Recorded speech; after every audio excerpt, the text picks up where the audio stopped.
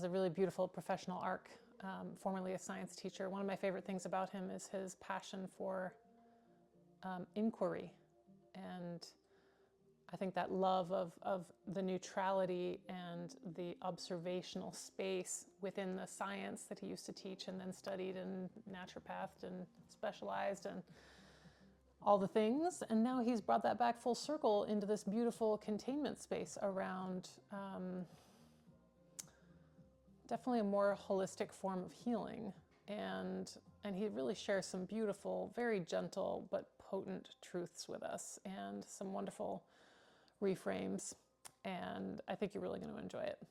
One of the ways that I think his one of his one of his clients recently wrote in better words than I think I can write what it's like to work with Travis. And again, this is not remotely a commercial for his work, but it kind of speaks for itself. His client basically said, you know, I've got a doctor for this, I got the physical health stuff, I got the therapy and self-reflection, and then I've got like a totally separate practice and a set of practitioners for my spiritual well-being. And with Travis, it all comes together. You know, the space that he creates allows me to integrate all of me, and whether it's through herbal medicine, meditation, or addressing direct physical symptoms, you know, he's there and he holds that space with wisdom, compassion, and balance. And I really love that. He is an incredibly kind, gentle, and very, very smart man.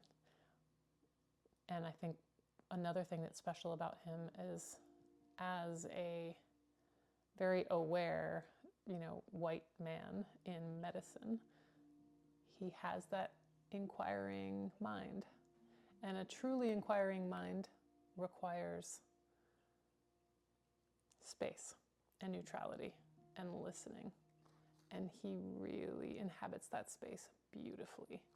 And I think he's a wonderful example of what we can look for as we move forward in healthcare and in healing as the human race during this huge paradigm shift that we're, you know, right in the, we're starting to gain ahead of steam. We're in the beginning phases though, and it's really exciting.